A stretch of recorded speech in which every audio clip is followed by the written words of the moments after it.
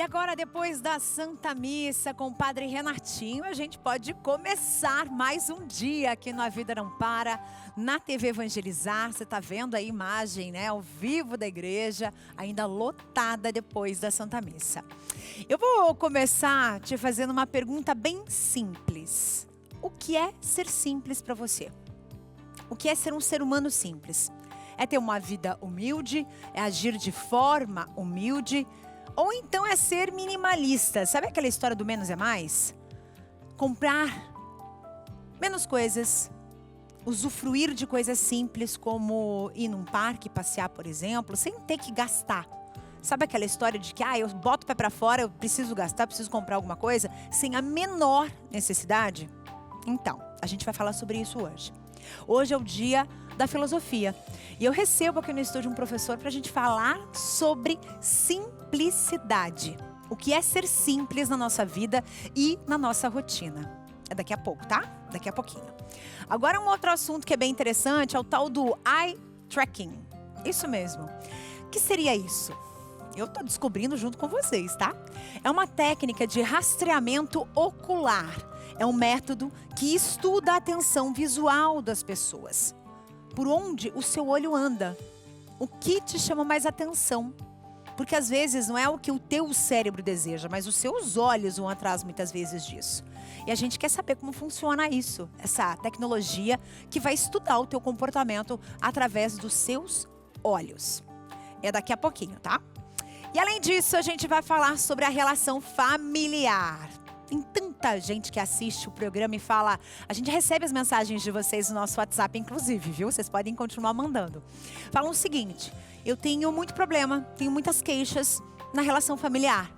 Minha mãe, eu sinto que é uma pessoa tóxica. O meu pai, eu sinto que é uma pessoa tóxica. Os meus filhos, puxa vida, eu não criei meus filhos assim. Por que eles agem dessa maneira?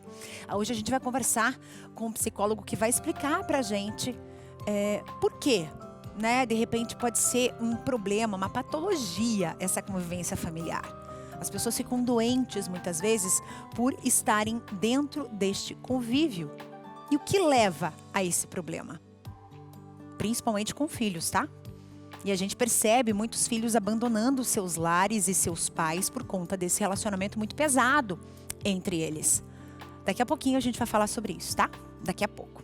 Bem, já vamos começar o programa de hoje com uma reportagem linda que o Odilon Araújo preparou pra gente sobre uma história incrível. O padre Moacir Goulart de Figueiredo foi nomeado como bispo do Equador e deu uma entrevista bem especial contando sobre as suas missões. Vamos lá? Vamos dar uma olhadinha nessa história linda? Este olhar é o da simplicidade de um homem de fé, que tem a clareza de que terá pela frente uma importante missão sacerdotal. Moacir Goulart de Figueiredo está entre os escolhidos pelo Papa e se prepara para a missão de tornar-se um dos novos bispos da Igreja Católica. Monsenhor Moacir é da Congregação dos Missionários do Sagrado Coração de Jesus e foi exatamente por isso que ao longo de algumas décadas como sacerdote, nosso futuro bispo Moacir levou a palavra de Deus desde os becos mais violentos da periferia de São Paulo. A gente fazia a opção de ir para meio de favela, cortiços, periferia, lugares onde às vezes todo mundo falava, mas você vai lá fazer o quê? Com passagens pela periferia de Quito, a capital do Equador. Eu trabalhei numa região, numa paróquia, onde a maior parte das pessoas ganham durante o dia, comem à noite e depois, no outro dia, saem para trabalhar de novo. Aí, durante a pandemia, essas pessoas ficaram dentro de casa, mas nunca faltou alimento para repartirmos na periferia de Quito durante os 2 anos da pandemia e durante os 12 anos que eu estive nessa mesma paróquia. Até as altas montanhas do Equador, em pequenos povoados onde conviveu com descendentes do povo quechua de muita fé e impressionantes tradições religiosas. Comunidades se falando em Quechua o tempo todo, às vezes celebrando em cima de um túmulo no cemitério, porque nenhuma mesa tinha, vendo as pessoas repartir a comida às vezes 50, 60, e você dizia, não imaginavam que tinha comida para tanta gente. Cada dia sempre eu fui me alimentando muito mais com a vida do povo equatoriano e pela sua espiritualidade do que aquilo que eu procurava levar daqui do Brasil. Monsenhor Moacir Goulart de Figueiredo tem uma longa história como religioso. Já são 33 anos desde a ordenação como sacerdote e uma longa caminhada, especialmente com destino aos lugares mais distantes, no Brasil e também no Equador. No fim de outubro, precisamente dia 23, Monsenhor Moacir foi nomeado bispo pelo Papa Francisco. A ordenação está marcada para o próximo dia 8 de janeiro, na Diocese de São Miguel de Sucumbios, para onde ele vai, no norte do Equador. Lá no Equador, o que eu imagino? Que as pessoas estão com esperança. E eu sempre digo que o povo latino-americano vive de esperança em esperança e com esperança sempre. E eu também vou para lá como peregrino da esperança. Na conversa que tivemos, hoje ainda com o título de Monsenhor Moacir, o sacerdote superior provincial na paróquia e santuário Nossa Senhora do Sagrado Coração, me contou sobre o dia da missa em que foi anunciada aos paroquianos aqui dessa igreja a nomeação dele como bispo. Para mim, eles estavam mais felizes do que eu. Eu sentia isso. Eu estava surpreso ainda desse momento, uma notícia que você não esperava receber nesses dias e assim por diante. Mas as pessoas estavam muito felizes. Eu falei, que bom, vejo nelas esta presença de Deus, vejo nelas essa força do Espírito Santo também, que vai me acompanhar. O chamado foi do Vicariato do Equador, prontamente atendido pelo Vaticano, também pela história e pelo trabalho do missionário no país andino. No norte do Equador, após a ordenação, o novo bispo estará numa região amazônica de muito calor, perto de comunidades indígenas, de áreas onde também há exploração de petróleo e mineração. Terá a missão de levar a palavra de Deus em tempos de olhares da igreja, também por um mundo mais sustentável, com menos violência e onde a fome e a miséria são preocupações maiores a cada ano. A missão será de muita responsabilidade e ele está pronto para essa nova vida, agora como bispo no Equador. Vou com muita alegria, vou muito disponível, não tenho medo, ao contrário, para mim a força do Evangelho ajuda a superar todo o medo. Tenho certeza que vamos nos encontrar com pessoas maravilhosas, pessoas que estão sedentas também da palavra de Deus. E eu falo que o missionário sempre é como o fósforo. Chega, acende a vela e a luz pode ser distribuída por todos aqueles que recebem.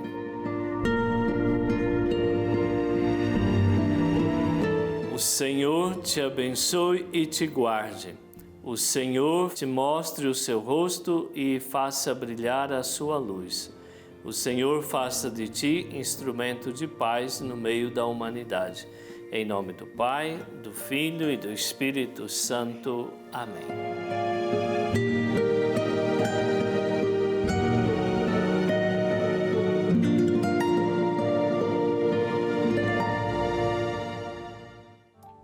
Linda história, né? Pois então, a gente está aqui para dividir essas histórias com vocês sempre. E eu quero fazer um convite para você que é de São Paulo, isso mesmo, São Paulo e região. Neste próximo sábado, isto é, depois de amanhã, o Padre Reginaldo Manzotti vai celebrar a Missa da Família Evangelizar é Preciso na Catedral da Sé, no centro da capital paulista, ao meio-dia em ponto, tá? Se você é da região, já se organiza para ir para lá. Se você não puder comparecer, se você for de outra cidade, poderá acompanhar tudo com a nossa transmissão ao vivo aqui pela TV Evangelizar. Você é o nosso convidado para que a gente possa estar nesse momento levando essa missa muito especial. É uma missa que vai falar sobre família, sobre união e sobre caridade também. Então você é o nosso convidado para esse momento muito especial. No centro da capital de São Paulo, no coração de São Paulo, Catedral da Sé. Agora vem cá, deixa eu saber uma coisa de você aí. A gente fala muito sobre saúde aqui no programa. Você já percebeu isso, né? Há mais de um ano a gente vem falando sempre sobre a tua saúde. E aí a gente percebe o seguinte, com o passar dos anos, a gente percebe que as nossas gengivas começam a retrair. Os nossos dentes, por exemplo, eles ficam mais expostos, né? Inclusive a raiz dos nossos dentes fica mais exposta. Os nossos ossos, eles vão ficando mais frágeis, né? Mas você sabia que o magnésio, que a gente sempre fala todos os dias aqui no programa, também melhora a força dos seus ossos, dos músculos e dos dentes, né, Paty? Exatamente, Flor. Boa tarde. Boa tarde, amados de todo o Brasil. Então, há quanto tempo aí, né, que você vem sofrendo com dores crônicas, já fez de tudo para tentar resolver e nada funcionou, não é mesmo? E em relação aí, né, aos seus ossos, você já vai sentindo que não é mais a mesma coisa. Pois olha, é pensando em você que a gente traz o magnésio quelato da Joy, um aliado poderosíssimo contra as dores crônicas, né? Ele age ali na raiz do problema, vai devolver a sua mobilidade, vai aliviar as suas dores e fortalecer a sua saúde. Imagine aí você poder fazer as coisas que você gosta, que você tanto precisa, né? Uma simples ida ao mercado, por exemplo, que você não está conseguindo porque está aí com o joelho inflamado, inchado, né? Mas isso vai mudar com o magnésio da Joy. Ele é 100% natural, vai ajudar nessas dores, aquelas dores nas costas, dores intensas nas pernas, que te impedem de fazer coisas simples do dia a dia, como subir uma escada, calçar um tênis, pegar um copo no armário, minha gente, né? É realmente aí muito difícil. O estresse, a ansiedade também, ó, a falta de memória já estão com os dias contados, porque o magnésio quelato da Joy vai revolucionar a sua saúde. Então, coloque já o magnésio da Joy na sua rotina diária, aproveitando hoje aí a melhor negociação do ano em nossa Black Week, com descontos inéditos, presentes especiais em todas as compras. Então ligue já 0800 591 8773. Leve agora o seu magnésio, só começa a pagar depois do Natal. Não precisa ter dinheiro agora não, nem limite no cartão, vai ser no fio do bigode mesmo. Ele que é imprescindível aí para você evitar, né, a osteoporose ou até mesmo para ajudar no tratamento, você que já sofre com a doença, que ela não tem cura, mas a gente pode levando aí de uma maneira, né, mais amena. O magnésio ajuda, Carla, inclusive, a fixar o cálcio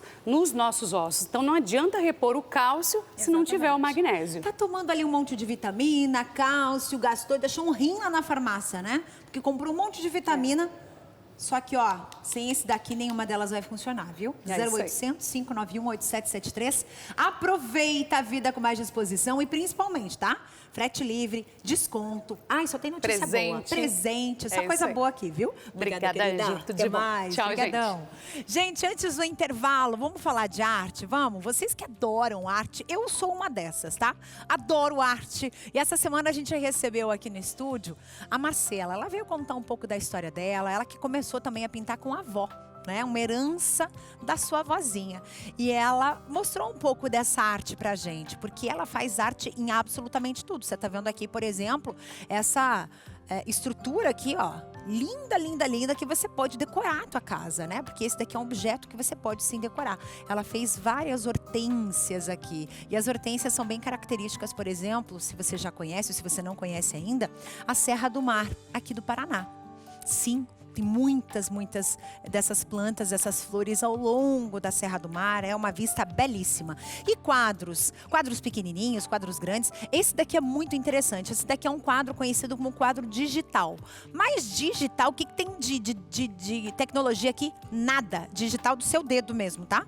Ela faz a base do quadro e você leva esse quadro para um evento, por exemplo. Um aniversário, um casamento. E os convidados molham o dedinho na tinta e vêm aqui, ó, e colocam as suas digitais para fazer as folhinhas das árvores. Por isso que esse quadro é conhecido como quadro digital. E aí você, o noivo, o aniversariante, vai levar para casa e vai ter uma lembrança dos dedinhos de todos os convidados que estiveram na festa. Não é muito legal? Então, esse daqui é mais uma ideia de negócio, né? Para quem gosta de arte, para quem quer, de repente, viver dessa arte e buscar caminhos diferentes, né?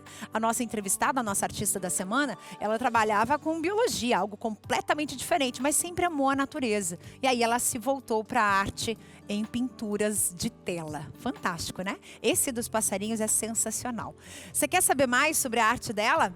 tem o arroba, e na segunda-feira ela veio fazer um quadro ao vivo aqui. Ela pintou ao vivo e fez um quadro lindíssimo pra gente de passarinhos. Fácil, fácil de fazer, e ela mostra como ela fez. Eu vou pro intervalo bem rápido, voando, instalar de dedos, e eu volto já.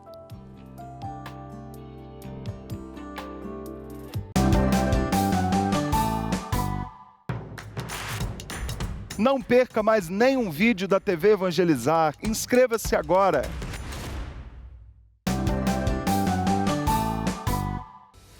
E eu te levo de mãos dadas para Macapá, no Amapá. É a única capital brasileira que é cortada pela linha do Equador. Você sabia disso? Linha que divide o continente em hemisfério sul e norte. Então, agradecendo a audiência de quem nos acompanha na linda Macapá, no Amapá. 34 graus. Olha esse visual, que coisa mais linda. Você que gosta de andar, correr, você já imaginou ter esse visual todos os dias? Parabéns a todos aí de Macapá que tem essa possibilidade, essa grande vantagem, né? Lindo demais esse visual. Obrigada pela audiência de todo o Brasil e do pessoal aí do Amapá. Lembra que no comecinho do programa eu comentei com vocês sobre o eye tracking? Que nome diferente, né? É uma tecnologia que vem com o intuito de rastrear os usuários, as pessoas, pelos olhos. Sim, muitas vezes o teu cérebro quer uma coisa e os teus olhos vão para outro canto. Mas afinal, como funciona esse método? Você sabe? A gente vai conferir juntinho numa reportagem especial da Agência Escola da Universidade Federal do Paraná, em parceria com a TV Evangelizar. Olha só. Um olhar fala mais que 1000 palavras.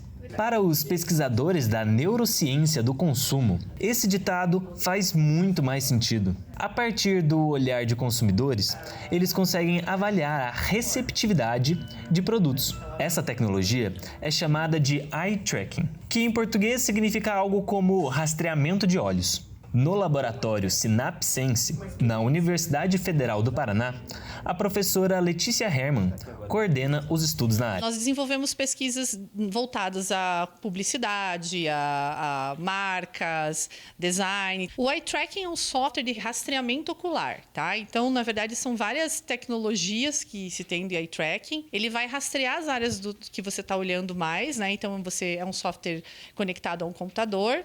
Esse software rastreia o percurso do seu olhar, mostrando as suas áreas de interesse. Os estudos com eye tracking podem ser feitos utilizando um computador ou celular que tem uma câmera ou um aparelho mais sofisticado, como esse. Uma calibração é necessária para que o software reconheça o nosso olhar em relação à tela. Depois disso, imagens e vídeos são exibidos e onde a gente olhou fica armazenado no banco de dados. Após a coleta dos dados de rastreamento do olhar, um formulário deve ser preenchido. O resultado da pesquisa vem da análise conjunta das respostas de percepção do entrevistado e dos dados de eye tracking. O estudante de comunicação institucional explica a pesquisa que ele conduziu envolvendo videogames. A gente fez um projeto de iniciação científica onde a gente recrutou umas 20 pessoas para a gente aplicar ele sobre o efeito do eye tracking, sobre a supervisão do eye tracker. O FIFA e o The Sims. Eu tentei diversificar assim os gêneros para aplicar em todos os gêneros. E foi bem interessante, foi bem legal fazer isso, aplicar um pouco do meu interesse de videogame junto com o interesse acadêmico. Foi uma experiência bem legal. O Synapsense é um laboratório do curso de Comunicação Institucional da UFPR e possui parcerias de pesquisa com diversas empresas. Além da tecnologia de eye tracking, o laboratório também pesquisa a resposta neurológica com equipamentos de eletroencefalograma, reconhecimento emocional facial e condutor galvânico. Geralmente a gente usa 2 métodos, até porque às vezes o que a pessoa percebe não é o que ela acha que percebeu, né? Então a gente tem essa validação. E vai ser para mudança de embalagem, lançamento de campanha. A gente usa, inclusive, nas campanhas aqui da universidade. Então, é para ter uma segurança maior que a comunicação ela está sendo eficaz, né? Ela não é um método persuasivo, como as pessoas acreditam, ela é um método validativo, né? Que nos dá uma segurança um pouquinho maior em qualquer processo de comunicação e design. Você viu só que legal? E eu tô aqui com ela para ela explicar pra gente como funciona na prática, que é muito legal, né? Tô aqui com a professora do curso de comunicação institucional da Universidade Federal, que é a professora Letícia Hermann, que vocês viram aí na reportagem. Bem-vinda, professora. Muito obrigada. Muito obrigada por ter aceito o nosso convite. Bem, Obrigada. pra gente começar esse papo, esse eye tracking é uma tecnologia assim, incrível e que é usada em diversas áreas, né? Não é só para publicidade, para o marketing, para comunicação, é usada até na medicina, quer dizer, em várias áreas, né? Isso. Então, é um equipamento bastante versátil, né? A gente se apropriou dele para a comunicação pela nossa área e pensando também na utilização para o marketing, né? Então, lá a gente tem finalidades bem específicas, como embalagens, né? Que a gente comentou ali. Por exemplo, embalagem é uma coisa que às vezes a gente não se preocupa muito, mas as letrinhas todas pequenininhas, aquele monte de informação. Então, às vezes a gente pensa assim, será que é só para vender? Não, é para o usuário também, para a gente ter uma melhor qualidade de informação para o usuário. Então, o nosso trabalho lá no laboratório com o eye tracking tem essa finalidade. Claro que a gente testa a cor, a gente testa localização de informação nas telas, né? Então, faz toda essa investigação aí por meio do rastreamento ocular. Agora, uma pergunta que fica. Por exemplo, uma rede social, ela pode rastrear o meu olhar para aquilo que, no próprio celular, por exemplo, essa tecnologia, ela existe? Ela pode roubar esses, entre aspas, meus dados? Porque a gente fica muito... claro, a tecnologia, ela vem para ajudar. A gente sabe disso. Ela tá aí para isso. Só que muitas vezes a gente percebe a quantidade de situações que as pessoas passam por conta da tecnologia. Muitas vezes golpes, inclusive. Então, por exemplo, alguém pode ter os meus dados armazenados através dos meus olhos? Então, ter os dados pode ter, né? Porque se a gente tem instalado ali um eye tracker aí dentro da rede social, né? Existem sites que você pode fazer isso. Na universidade a gente não trabalha com isso, né? Então lá a gente faz usando os softwares mesmo e a pessoa tem que estar ciente de que ela está sendo passando por investigada, isso, né? tem toda uma questão de comitê de ética envolvido, né? Sim. Então, assim, o certo é não fazer, mas a gente sabe que tem, né? Tem muito, Tem viu, bastante. gente? Tem bastante. Agora, esse método é muito interessante, porque o ponto focal dos olhos, ele vai andando. Quer dizer, nem sempre, por exemplo, eu preciso fazer algo, meu cérebro está me mandando ali lavar as mãos. Mas se algo chama minha atenção, os ouvidos vêm em primeiro lugar e depois os olhos já se direcionam. É por aí mesmo? Na verdade, os olhos, eles têm a compreensão do que está acontecendo nos olhos, ela é bem rápida, né? Tanto que a gente, quando passa alguém do lado, a gente sabe que passou, mas não consegue nem perceber, né? Ele capta mais rápido, às vezes, do que a gente pode pensar na situação que está ocorrendo, né? Sim. Que aí a gente fala, nossa, como tem reflexo, nossa, né? Então, a situação ocular, ela tem boa influência nesse processo de percepção, né? É o sentido mais rápido que a gente tem. Então, para muitas coisas, a visão, ela até nos ajuda e nos protege de algumas situações, né, de risco, por essa questão do reflexo e tudo mais. E nem tudo é consciente, né? Então, muitas vezes a gente olha para alguma coisa e não sabe o que chamou atenção. Tanto que por isso que a gente faz depois a investigação, que a gente diz declarada do participante ali, que mostrou na reportagem, para entender se realmente o que ele achava que tinha visto foi o que os olhos deles viram, né? E o que fica no subconsciente também, né? Então, às vezes a gente acha que, de repente, sonhei com uma coisa, acho que eu nunca vi isso, meu cérebro imaginou, talvez ele tenha visto, né? Quando você anda lá no calçadão da rua ali, passa por várias pessoas, de repente você sonha com alguma imagem daquela, porque talvez você não teve nem a consciência daquilo que você viu, né? Exatamente. Às vezes a gente vê uma coisa e acha que eu sonhei ou aconteceu alguma situação, mas não, a gente viu mesmo, só que os olhos captam, mas o cérebro demora nessa composição aí do entendimento, né?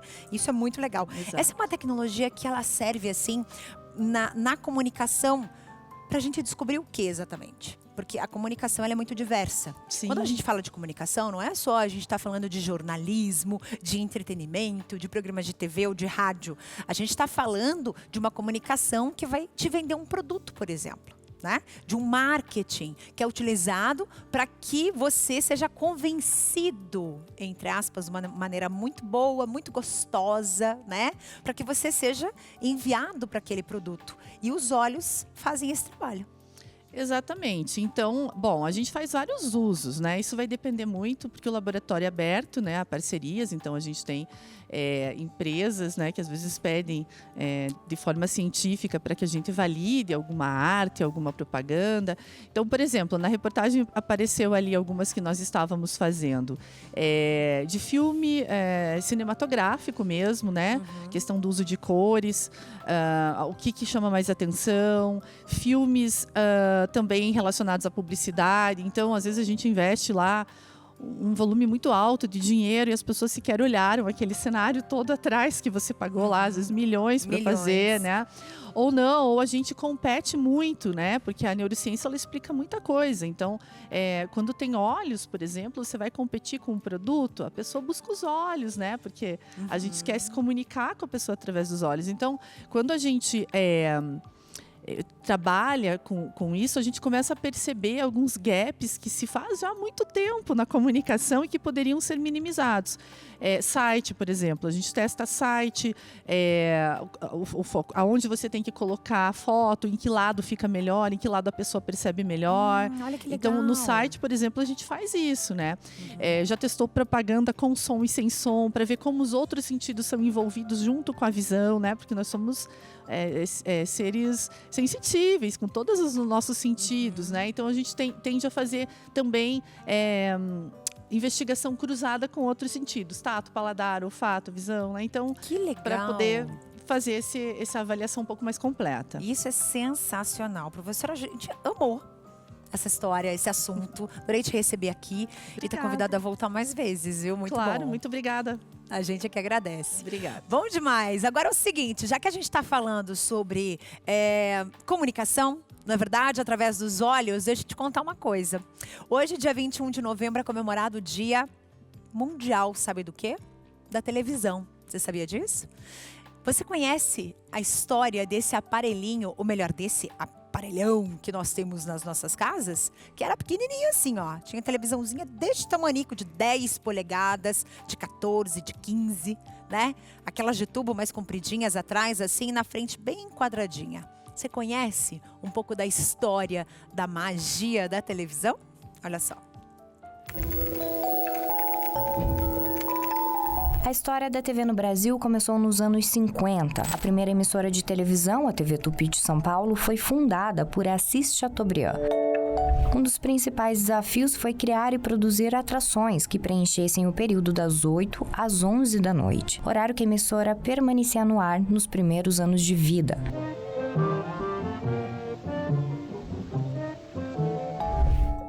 As novelas surgiram na sequência, uma tentativa do diretor Walter Foster conquistar o público feminino. Em 1952, Gabus Mendes decidiu apostar no público infanto-juvenil. Uma das principais experiências foi o Sítio do Pica-Pau Amarelo de Monteiro Lobato. Olha isso. Emília! Pedrinho! Dom doce pra quem adivinhar onde eu estou! Em 1980, com a crise, o governo Figueiredo não renovou a concessão e antes de completar 30 anos, a Tupi saiu do ar. Parte das emissoras da rede foi dividida entre os grupos Silvio Santos, que criou o SBT, e Bloco Editores, que criou a rede Manchete. Após a Tupi, também surgiram a TV Gazeta, Record, Bandeirantes, Cultura e a TV Globo. Nesses 70 anos de TV no Brasil, muita coisa mudou. Mas mesmo com as novas tendências de receber informação, segundo o IBGE, a televisão ainda é o meio mais influente. De acordo com a pesquisa, cerca de 97% das casas aqui no país, que representam 71 milhões de residências, possuem pelo menos um aparelho de TV. Novas tecnologias surgiram, mas por enquanto, as pessoas não abriram mão de sentar no sofá e assistir à televisão na sala de casa.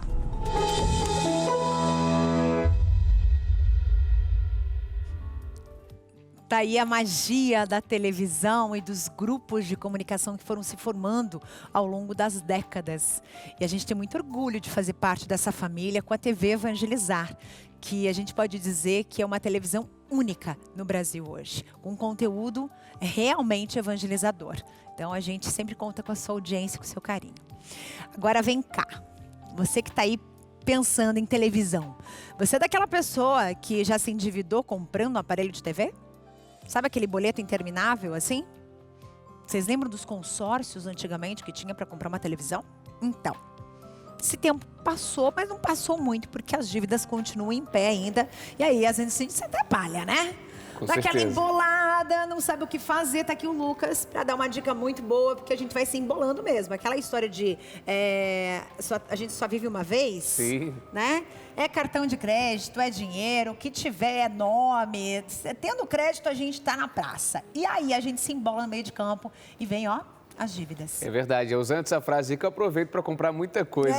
Olha aí, você é um bom gastador Pois também, né? é, Olha aí, ó. verdade. Ainda bem que hoje eu conheço o Bom Acordo, que está me ajudando aí a lidar muito melhor com essa questão. Quem que nunca se endividou com aquele crediáriozinho, né? Comprou TV, sofá, foi lá, comprou armário de cozinha, reformou, trouxe o quarto de novo ali, aquele que queria. Crediário, a gente sabe que, às vezes, você parcela ali aquele carnezinho, aquele boletim, 12, 16, 18, 36, você sabe que os juros é enorme, né? A mesma coisa acontece para o seu financiamento, por exemplo. Eu desafio você agora, olha lá na garagem, tenho certeza que vai ter um veículo, mas se você calcular todas as parcelas pela quantidade que foi dividido, vai dar o valor de 2, quase 3, você brincar, mais de 3 ali. Eu convido você agora a ligar lá no Bom Acordo no 0800 323 5064, falar com a equipe de especialistas que vão te ajudar a pagar mais barato nesse crediário, a reduzir os juros desse financiamento. Pois é, nós aqui do Bom Acordo identificamos para você taxas altas, juros excessivos que possam conter ali no seu contrato. E essa redução consegue chegar até 70% do valor que você paga. Já imaginou? Desses R$ 1.200 você economizar 700, 600 reais que seja? Eu tenho certeza que R$500 a mais aí na conta faz toda a diferença para você no fim do mês. Para mim, pelo menos, faz muita. Então liga no 0800 323 5064. Se você falar que estava assistindo aqui agora no programa da Carla, aqui no A Vida Não Para, você vai conseguir fazer a sua análise contratual 100% gratuita. Não vai pagar para o nosso especialista falar para você quanto que você vai economizar. E tem mais, além de você fazer essa análise totalmente grátis, eu preparei para você um desconto especial, mas tem que falar que estava assistindo aqui. 0800 323 5064. Ligou agora, garante análise gratuita e mais um desconto no contrato direto com o Bom Acordo. Essa é a hora, Carlinha, de fazer aquele acordo para parar de dever, para parar de pagar juros absurdos e, claro, pagar mais barato o valor justo que deveria ser pago não só no crediário, mas também no financiamento. E aí eu te pergunto, quanto custa você dormir tranquilo, encostar a cabecinha no travesseiro e respirar tranquilo, dormir bem, assim, sabe? Sem acordar no meio da madrugada pensando na dívida. Minha amiga, meu amigo, pensem bem nisso. Preste bem atenção, entre em contato e fala que viu aqui, viu, gente? Viu que aqui. tem umas vantagens aí bem boas. Obrigada, querido. Obrigado. Até mais. Bom demais. Agora vamos fazer o seguinte. Lembra que eu falei pra vocês no começo do programa que a gente ia falar sobre um assunto assim espinhoso hoje? Sim. Sobre relacionamento com a família. Eu tenho convívio com a minha mãe, com meu pai, com os meus irmãos, mas o nosso convívio não é muito bom. E aí a gente leva muito a sério sobre o respeitar pai e mãe, o respeitar a família. E muitas vezes não é recíproco esse respeito. As relações, elas se tornam muito difíceis, se tornam doentes e muitas vezes tóxicas. E aí muitas saídas para algumas pessoas é muito jovem sair de casa para poder viver em paz. Na verdade, a gente tem muitos exemplos disso, de situações dentro de casa em que você tenta apaziguar o problema e o problema parece que se torna gigante a cada dia que passa. Eu vou conversar agora, vamos para Unai, Minas Gerais. Eu vou conversar com a psicóloga Bárbara Couto, que está aqui com a gente. Tudo bem, Bárbara? Bem-vinda. Obrigada por ter aceito o nosso convite, viu? Para a gente iniciar essa conversa, os pais, né, eles são vistos pelos filhos como grandes heróis, né, principalmente quando nós somos crianças. Mas a gente acaba crescendo, a gente acaba se desenvolvendo, aprendendo a conviver em sociedade, conhecendo outras pessoas.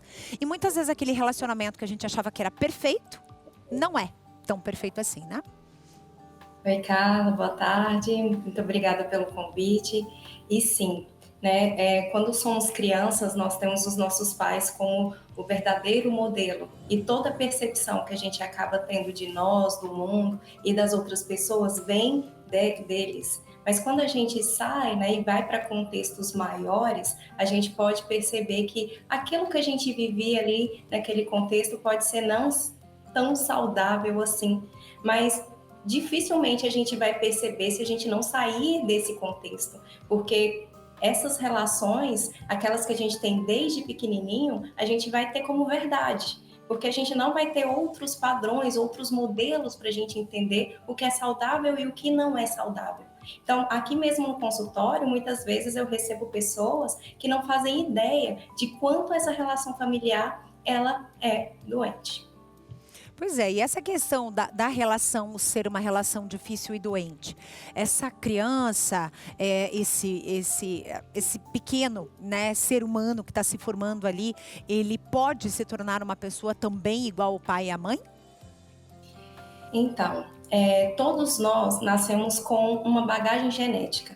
Então, a partir daquilo que a gente tem geneticamente, mais aquilo que a gente convive em sociedade e principalmente, né, com os pais, que são as pessoas mais importantes da criação da nossa personalidade, com certeza a gente vai se tornar uma pessoa que vai usar aquilo como modelo. Nós podemos nos tornar tão agressivos, tão tóxicos quanto, ou nós podemos nos tornar pessoas muito submissas, que ficam facilmente vítimas de abuso, já que estão acostumados a viver esse tipo de abuso dentro de casa, ou podemos nos tornar pessoas com baixíssima autoestima, sempre muito inseguros, pisando sempre em ovos, desconfiados da intenção das outras pessoas, porque o que o nosso cérebro conhece é essa relação tóxica que machuca, e podemos acreditar que todos os seres humanos vão nos machucar dessa forma também. Então não adianta, né? O modelo que a gente tem é aquilo que vai nortear a visão que a gente tem de nós e das outras pessoas. Certo. Bárbara, uma questão que eu queria tirar uma dúvida bem importante com você. Quando a gente percebe essa toxicidade na relação, a gente fala para o pai abertamente, para a mãe abertamente, que não está se sentindo feliz? O que você indicaria? Porque existe um termo que se chama narcisista, né? Um termo, inclusive, usado erroneamente por aí, à torto e direito, né? Agora, qualquer pessoa com quem você não se dá bem é narcisista, né? Ou qualquer pessoa que é um pouco mais orgulhosa ou difícil de lidar é narcisista. Afinal de contas, o que é ser narcisista? E se a gente pode moldar essa pessoa, se tem tratamento, se tem cura para isso ou não? Então, respondendo à primeira pergunta, quando a gente percebe esse ambiente mais tóxico, a gente pode sim tentar o diálogo. Porque, querendo ou não, a sociedade ela ensinou que a educação ela precisa de abuso psicológico ou abuso físico. Então, muitas pessoas acabam repetindo esses modelos apenas porque foi isso que fizeram com ela quando ela era criança. Então, é muito importante, sim, sentar com esse pai, explicar tudo aquilo ali. É claro que os danos já foram feitos, mas é possível sim construir uma dinâmica bem mais saudável depois que o diálogo ele começa a funcionar e os pais começam a entender o quanto o sentimento daquela criança é importante. Mas se esse pai ele for narcisista, né, se essa mãe for narcisista, que é um transtorno de personalidade, onde a pessoa ela tem baixíssima empatia, o diálogo, infelizmente, ele não vai funcionar. O que provavelmente vai acontecer é esse pai ou essa mãe dizendo que se tratou mal, a culpa é dela, que ela é pai e mãe, então ela tem razão, que ela fez o melhor que pôde por ela e ela não está errada. Se ela fez isso foi porque o filho merecia, o filho viveu esse abuso porque ele era muito difícil, ele era uma criança muito custosa. Então, esses pais narcisistas, o diálogo ele não vai funcionar, porque ele não vai ver como problemático aquela atitude. Ele vai simplesmente racionalizar aquilo ali e vai, mais uma vez, colocar na culpa desse filho a responsabilidade pelos comportamentos dele. Então, por isso que a gente pode tentar, né? Mas, infelizmente, não são em todas as relações que esse diálogo vai funcionar. Nossa, isso é muito difícil, né? Então, o narcisista, ele, digamos que ele não tem cura, não tem diálogo com ele, é isso? Então, na teoria, a gente sabe que se fizer terapia, é possível sim que esse narcisista ele se transforme, se ele seja mais consciente dos comportamentos dele. Mas a pessoa narcisista, ela acredita muito que ela já é perfeita, que ela sabe todas as coisas, e ela tem muita dificuldade de lidar com as emoções e com as vulnerabilidades dela. Então, na prática, a terapia não costuma funcionar para pessoas narcisistas, porque entrar em contato com essas dores é muito, muito doloroso. Porque todo narcisista, ele teve também, provavelmente, pais abusivos ou narcisistas, né, e ele teve que se construir ali diante dessa personalidade para ele conseguir sobreviver num ambiente muito tóxico. Então, fazer terapia para o narcisista é extremamente doloroso. Então, eles não costumam se manter aqui. Até porque, como eles se sentem perfeitos, né? Eles não vão aceitar fazer a terapia. Tem mais essa, né? Mas essa questão. Exatamente. Nossa, foi muito Eles bom. podem até vir a esposa mandou vir, eu prometi que eu ia mudar, mas eles não permanecem na terapia, não. E se um psicólogo não consegue lidar, pensa um filho, né? Que é visto como hierarquicamente inferior e não é respeitado por esses pais, infelizmente. E isso existe desde que o mundo é mundo. Isso não é um problema atual, né? Só que a gente está descobrindo ele por esse nome, né? Descobrindo ele de outras maneiras. Eu quero te agradecer, primeiro, por você ter aceito o nosso convite, convidar você a vir a Curitiba a qualquer hora dessa, que você vier aqui para o Sul. Você está convidada a vir para o nosso estúdio para a gente bater um papo juntinho aqui, tá bom? Seria um prazer, Carla. Eu que agradeço o convite para falar desse assunto tão importante. Não, super importante. Foi muito, muito esclarecedor. Muito obrigada, viu? Um beijo no seu coração. Obrigada, meu. Tchau, tchau. Tchau, tchau. Bom demais, né? Você viu só? Então, às vezes você convive com uma pessoa, você tá ali patinando. Tá vendo? Você patina. Você fica ali tentando. Não, falou que vai mudar, e não muda. E o tempo tá passando. Tua vida tá passando e você ali dando murro em ponta de faca. A gente tem que, em primeiro lugar, entender que nós não somos clínica de reabilitação de ninguém, não, tá? Não somos. E a gente tem que procurar o melhor para as nossas vidas. Começar a se colocar em primeiro lugar. E eu vou para um intervalo super rápido, daqueles assim, ó, estalando o dedo e voando. E eu volto já com muito mais.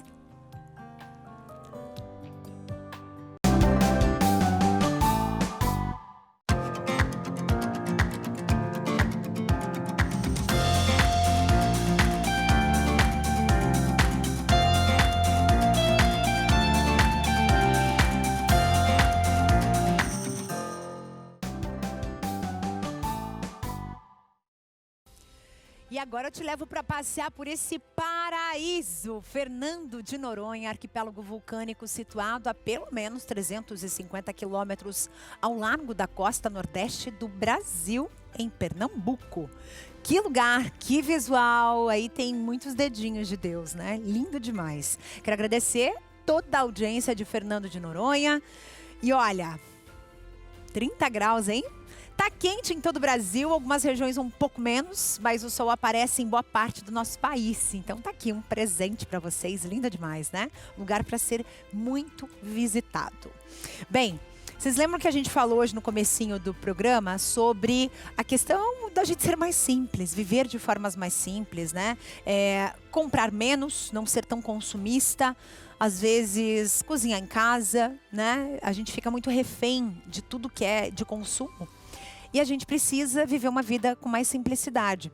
E eu quero aproveitar que hoje é o Dia Mundial da Filosofia para falar sobre isso também, né? Falar sobre essa ferramenta para a gente entender a nossa jornada, refletir sobre a nossa sociedade, sobre o nosso convívio social. Eu recebo aqui no estúdio o mestre em filosofia, professor Guilherme Augusto de Carvalho. Tudo bem? Bem-vindo. Tudo bem, muito obrigado. Né? Obrigada por ter aceito o nosso convite. Bem, para a gente começar, a gente tem... a vida, ela sempre... Eu digo que a vida sempre foi assim, mas a gente tem uns agravantes. Com o passar dos anos, a gente percebeu que as pessoas, elas gostam muito de dar nomes às coisas, né? A gente acabou de falar ali sobre os narcisistas, né? As pessoas que têm essa dominância, principalmente fazem muito isso com os filhos. E muitas vezes essa relação se torna doente. E também tem a internet, que é maravilhosa por um lado, mas é péssima por outro lado. Porque aí vem os juízes da internet, que gostam de julgar, que gostam de falar sobre as atitudes alheias, né? Porque aquela pessoa, ela roubou, porque é errado. Porque o policial atirou, porque ele é errado. E aí a gente vive nesse mundo cheio de grandes opiniões, mas quando você vai olhar para a vida dessa pessoa, ou quando ela olha para a sua própria vida, tá tudo errado, né? Ela dá muita opinião sobre a vida do outro, né? E essa questão não é nada simples viver assim também, né? Não é nada simples, é um desafio, né? Esse nosso mundo conectado, hiperconectado, né, nos traz esse desafio. Como olhar para o outro, né? E nos desafia pelo olhar também, né? Quem é o outro e como eu vou olhar, né? E a filosofia nos ajuda justamente a ter esse senso crítico, a olhar o que nós estamos vendo, julgar, avaliar, né? Para poder ter uma boa ação, né? Uma boa fala, uma boa atitude, né? Em meio a esse mar de conteúdos, né? A filosofia, o que é a filosofia? Como surgiu isso tudo, né? Porque a filosofia é a arte de entender essa relação, né? A relação humana, a relação com o mundo, com as coisas, com a natureza. Isso. E a filosofia surgiu com uma quebra do que a gente chama de mito para o início da filosofia. Ela quebrou uma dinâmica normal, né, e levou pensadores, filósofos a olhar para a sua realidade e começar a refletir. Será que é assim? Resumidamente, a filosofia começou assim. Será que o mundo se explica, o surgimento do mundo, das coisas, da verdade, é dessa forma mesmo que nós ouvimos, né, e recebemos a nossa cultura? Então, a filosofia nos ajuda com boas perguntas, né? Nos ajuda a caminhar olhando para outras direções e avaliar, né? O que é ser simples, professor? Porque assim, quando a gente fala em simplicidade, a gente já se pergunta, tá, mas viver simples, viver de maneira simples, é não comprar as coisas, é não ser consumista, é não ter uma relação tóxica. O que é ser simples, por exemplo? Né? É você ter muito dinheiro e ser uma pessoa humilde? Ou é você... Porque tem o contrário também, a pessoa é extremamente humilde, financeiramente falando, mas não tem nada de humilde na vida, né? Nas suas atitudes. O que é isso? Perfeito, e esse assunto, um assunto muito interessante, né? Espinhoso e muito filosófico, né? O que é? Vou começar dizendo o que não é, né, ser simples. A simplicidade não é passar necessidade, né? Não é estar em falta, né? A simplicidade é um olhar, é um jeito de ser. Será que eu preciso de tudo? Né? Será que eu não estou sendo influenciado para adquirir as coisas, comprar as coisas, não pela sua utilidade, mas apenas por ter, né?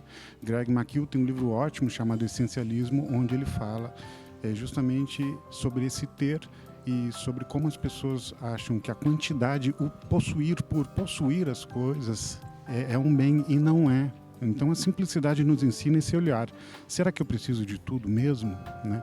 Será que isso... Né? Vou refletir sobre o que eu estou comprando. Será que eu preciso mudar de televisão, mudar de carro sempre? Então, a filosofia nos ensina a ter esse olhar. Não é não ter, né? Não é passar falta, é realmente ter um olhar coerente, né? Às vezes a gente não precisa de certas coisas e a gente pode caminhar de uma maneira mais simples e mais adequada, né? Quem é um santo que você pode citar que vivia assim? Santo Agostinho. Me conta. Santo Agostinho é um santo que eu gosto muito, filósofo e teólogo, né? E um amigo escreveu um livro, que é um clássico, chamado Vida de Santo Agostinho, Possídio, o nome dele, e ele descreve Agostinho como alguém equilibrado. Olha que legal. As suas roupas, lençóis e posses, no geral, não eram nem ruins e nem de luxo. Eram adequadas, ele é simples, porém adequado. É assim que ele descreve, é lindo, eu gosto desse termo, simples, porém adequado, né? Então, e ele vivia a vida dessa maneira, porque ele entendia que o excesso tiraria o olhar dele de Deus, né? Faria com que ele olhasse para outras coisas, né? E com isso vem a arrogância, né? Vem a arrogância, vem, né, você se achar superior a todos, né? Só que a falta também faz com que o ser humano reclame, né, não agradeça a Deus, né, e tem aquela vida, acaba tirando o olhar de Deus também, né? Então, quando a gente tem muito, digamos assim, se você não trabalha isso psicologicamente, quando você tem muito, você é arrogante, quando você tem pouco demais, você vira um reclamão profissional, assim. Você só reclama e você não agradece o pouco que você tem. Sim, é isso que Santo Agostinho vai falar e é isso que nós vemos. É evidente, né? Há exceções, né? Há exceções. Tem gente que tem muito dinheiro e colabora, ajuda, olha para o outro e tem um autocontrole, né? Tem essa simplicidade mental. E vice-versa, né? Mas existe essa tendência, né, do excesso fazer com que a gente, né, olhe de cima para as pessoas, e a falta também, né, olhar para Deus e reclamar, e não, enfim. Então, o Santo Agostinho tinha essa crítica às posses, né? Você pode viver uma vida simples e boa. Simples e boa. Eu acho que é isso. Esse é o grande segredo da vida boa. É uma vida simples, né? Sem excessos, né? Como o professor colocou aqui, e olhando para o outro, né? Porque não adianta você estar ali super bem financeiramente e não ser caridoso, não olhar para o outro, não ajudar as pessoas. E o contrário também. Às vezes você queria muito algo e você não tem como ter aquilo, né? Por falta realmente de uma questão financeira, mas ao mesmo tempo você também pode ajudar o outro. O pouco que a gente tem, a gente precisa agradecer sempre. Então é olhar para Deus e agradecer o pouco ou o muito, sempre, né? E tentar ajudar o próximo também, né? Acho que essa é a principal parte, né? Essa é a principal parte, e esse é o caminho, né? Uma mentalidade. Se você ter esse coração grato e olhar para o outro, se você pode ajudar, né? Por que não ajudar? Né? E ter esse coração grato. Esse é o segredo que Santo Agostinho nos traz, com o Testemunho de Possídio, um ótimo livro, né? Mostrando como ele foi realmente o seu exemplo. Foi realmente magnífico. É a história de Santo Agostinho. Vida de Santo Agostinho. Vida de Santo Agostinho. De Possídio. É um livro curto, mas muito legal. Olha, conta um pouco de quem era esse santo importante. Excelente. Uma dica de leitura aí para vocês, viu? Uma ótima dica aqui do nosso professor. Doutor, posso chamar assim, né? Mestre, na verdade, né? Que ele é mestre em filosofia. Quero te agradecer, Guilherme, pela tua vinda aqui. Quero te convidar a vir mais vezes, porque foi esclarecedor, né? Você explicou algo em filosofia que, olha, nem na faculdade a gente aprendeu, né? Em 5 minutos ele explicou muita coisa aí. Muito obrigada, viu? Eu que agradeço, o prazer é meu e fica à disposição. Muito obrigada. Você que está aí do outro lado, como é que está a sua visão? Hoje a gente falou, né, sobre essa questão dos eye trackings, né? Essa tecnologia que mira nos olhos e vai descobrindo o teu olhar, para onde você olha, quais são os seus desejos através dos seus olhos. Mas muitas vezes os olhos não ajudam muito. O nosso cristalino vai envelhecendo, vai ficando fraquinho, a visão fica mais difícil. E aí, muitas vezes, o problema não está nem aqui nos olhos, está aqui dentro e tem solução. Vanessa. Oi, Carla, e oi para você que está acompanhando a programação da TV Evangelizar e só que não está enxergando direito, né? A visão tá fraquinha, tá cada dia mais fraca, cada dia mais difícil, até para fazer uma leitura tá com dificuldade, né? Para ver a televisão, às vezes tem que ficar apertando o olho, parece que tem aquela fumacinha. Gente, tua visão tá precisando de cuidados, você precisa tomar esse cuidado porque vai passando o tempo e só vai piorando se você não cuidar. Então já vai ligando 0800 777 0190. Por quê? Porque o Vision X, esse aqui, que é o poderoso, verdadeiro, que tem o X bem grandão, você toma uma cápsula por dia e ele vai auxiliando na sua visão, vai ajudando a limpar, clarear, fortalecer. Já tem em casa alguém com catarata, com glaucoma? Ele também ajuda no processo de recuperação. Então faz o seguinte, liga 0800 777 0190, enquanto você vai acompanhando mais um cliente satisfeito que estava em casa como você e fez questão de gravar e vir contar para você o resultado do Vision X. Veja lá. Rapaz, eu tinha, muita coceira assim nas vistas, aquele ardimento, apenas aquele ardimento parecia pimenta. Foi tomar o Vision X, rapaz, 2 vidrinhos só que eu tomei, aí acabou com esse negócio aí que eu tinha, né? Eu tô enxergando melhor, né? Então foi muito bom mesmo. Eu indico esse Vision X para qualquer... Apesar, já indiquei para vários amigos meus, né? Foi 2 vidrinhos só. No primeiro já deu resultado, né? Foi muito bom. Eu indico, para quem não comprou, compra, porque é bom.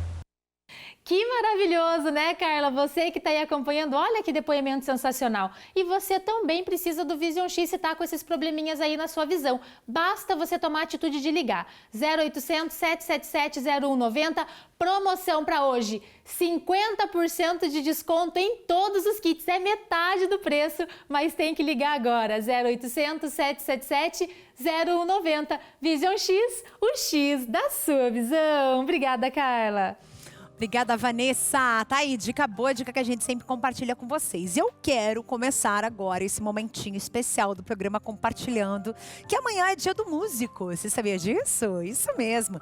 A TV Evangelizar preparou um especial lindo, lindo, lindo, com 2 ícones da música brasileira. É um duo de Cristóvão Bastos e Rogério Caetano. A gente vai conferir agora, olha só.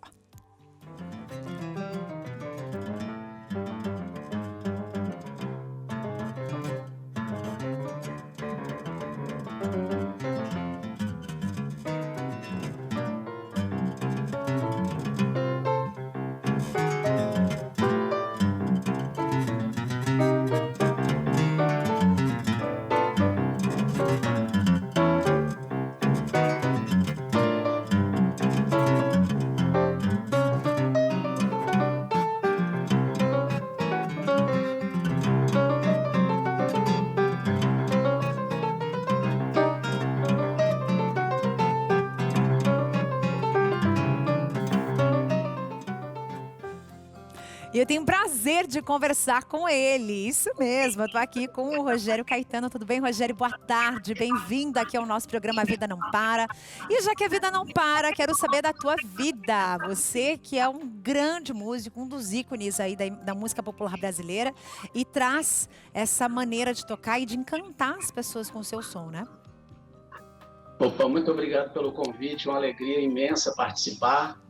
Um beijo especial para você e para todos aí que estão nos acompanhando. Então, é uma alegria imensa, né, poder mostrar esse trabalho para as pessoas, né, e a TV Evangelizar vai proporcionar isso de uma forma muito, muito linda, né, muito bonita, assim, um cuidado, um esmero muito grande com a captação, com as imagens, com o som. Então, as pessoas vão poder ver na essência esse nosso trabalho, né, que é o duo Cristóvão Bastos e Rogério Caetano. A gente tem feito uma turnê agora aqui pelo estado do Rio de Janeiro, 4 concertos agora no mês de novembro, e as pessoas vão poder ver, todo mundo que tem a vontade, a gente sempre compartilha, as pessoas, poxa, se eu tivesse aí, ou se eu tivesse próximo, gostaria de assistir. Então amanhã convido a todo mundo para assistir a TV Evangelizar, sexta-feira, dia 22 do 11, às 19 horas. Vai ser uma oportunidade para todo mundo, né? De forma literal, né? Tanto no Brasil inteiro como no mundo inteiro. As pessoas podem assistir. Porque as pessoas elas têm essa necessidade de uma qualidade musical. A gente percebe que a música brasileira, os grandes ícones da música brasileira, eles vão mudando com o tempo. Só que a gente percebe também que a qualidade realmente está em falta, né? E a gente quer trazer essa qualidade musical para as pessoas treinarem seus ouvidos com boa música. E você, Rogério, é uma pessoa que foi indicada ao Grammy Latino, ganhou prêmio de música brasileira, quer dizer, você já tocou com João Bosco, com Zeca Pagodinho, Bete Carvalho, Caetano Veloso, quer dizer, você tem uma história aí de vida, uma estrada percorrida por muitos sucessos e com gente de muito sucesso também, né? Graças a Deus, é uma alegria, né? Viver do que a gente ama, da música brasileira, é um privilégio muito grande. E eu fico feliz da vida de levar, né, a minha arte, a nossa música para as pessoas e de tocá-las de alguma forma, né? Levar uma energia boa, levar amor, levar luz, paz, né? Isso é a intenção de qualquer artista. E me diz uma coisa, o Cristóvão Bastos, né, que tá ali arrasando no piano, ele é uma das maiores referências também no Brasil, em música, em piano principalmente. Como é que foi esse duo de vocês? Como é que foi tocar junto, fazer essa parceria? Então, como você já disse, a gente trabalha inclusive, direto com outros artistas, né? E foi até numa gravação com o Martinho da Vila, no intervalo da gravação, estávamos eu e o Cristóvão tocando nessa mesma faixa com o Martinho, teve um intervalo e a gente começou a tocar, nós dois no estúdio. E a gente percebeu que tinha uma liga, assim, uma empatia, tanto pessoal quanto musical, muito grande. E depois tivemos oportunidade de ministrar cursos de inverno e de verão pelo Brasil, ele dando aula de piano e arranjo, e eu de violão de 7 cordas, onde a gente pôde estreitar assim, os nossos laços, né? Tocar juntos. E aí a gente recebeu um convite da gravadora Biscoito Fino para a gente realizar a gravação desse nosso álbum, né, que mostra exatamente esse conceito que a TV Evangelizar vai transmitir, que é o álbum indicado ao Grammy Latino de 2021 como melhor disco instrumental. Então, na época, Biscoito Fino foi no ano de 2020, um pouquinho antes da pandemia, teve o convite para a gente gravar, a gente gravou e a gente só está tendo, assim, recebendo muita coisa boa para esse trabalho, né? Muitas viagens. E que bom que vocês gravaram antes, né, de tudo aquilo acontecer, enfim. Mas é muito bom, assim, a gente perceber essa parceria, porque a música, diferentemente de outras áreas na vida da gente, de outras profissões, por exemplo, a música, ela soa de maneira diferente, mas ao mesmo tempo, por mais que vocês sejam músicos de instrumentos diversos, o casamento é absolutamente perfeito entre os sons, né? Sim, tem uma liga muito grande, né?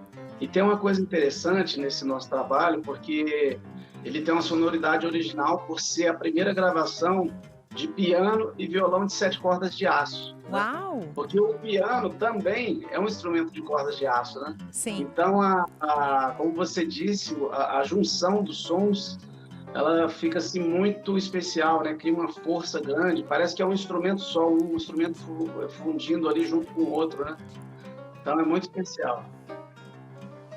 Tá certo. Olha, eu agradeço demais a tua presença aqui com a gente. Quando você vier aqui a Curitiba, tá convidado a vir aqui participar do nosso programa, aqui presencialmente, né? Aqui no local, vai ser muito bom te receber, viu?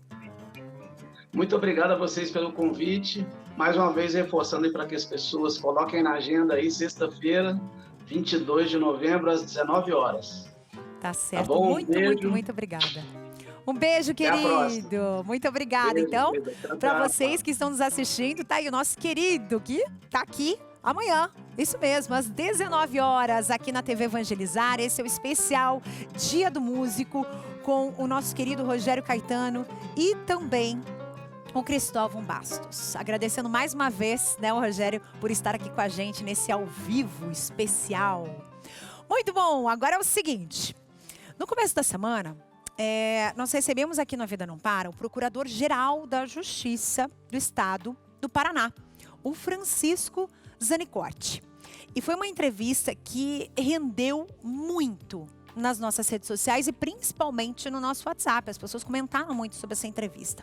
E essa entrevista foi baseada na responsabilidade do pai da família, não da mãe. A mãe, a gente sabe a responsabilidade de uma mãe, que muitas vezes é só ela a responsável por uma criança. E essa entrevista foi para falar sobre um evento que ocorreu aqui no Paraná, no Tribunal de Justiça, exatamente para convidar as pessoas a participarem. Pais, mães, tios, tias, padrastos, madrastas, para falar sobre a responsabilidade do pai sobre o seu filho, não da mãe. E aí, a gente foi lá conferir esse momento muito especial, porque a entrevista aqui foi muito especial, mas o evento também foi incrível, olha só.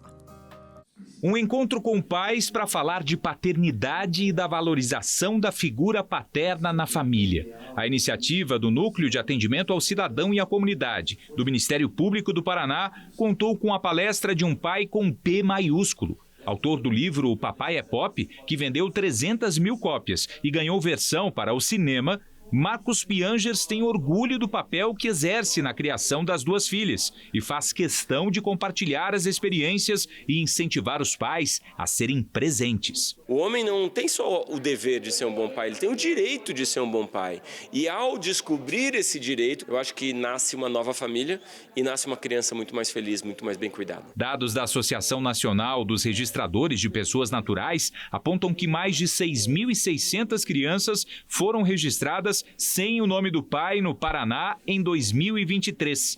Somente neste ano, o núcleo do Ministério Público já conseguiu regularizar extrajudicialmente 103 registros de nascimento de pessoas em Curitiba que até então contavam somente com o nome da mãe em suas certidões. Mas ter o nome do pai na certidão de nascimento não é o suficiente.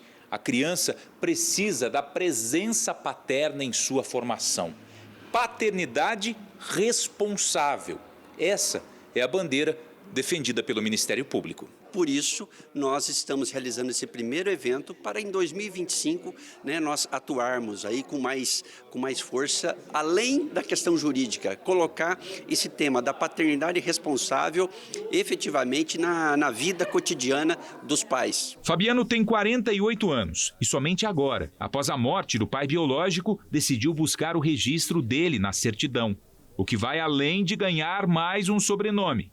É preencher um vazio. A satisfação, né, a alegria de preencher esse espaço vazio com o nome do meu pai biológico na certidão de nascimento traz, para mim, e eu acredito que para todas as pessoas que buscam por isso também, traz o complemento ali. Parece que o fechamento de um ciclo, né? Este foi o primeiro encontro com pais. A meta do Ministério Público é realizar debates como este semestralmente.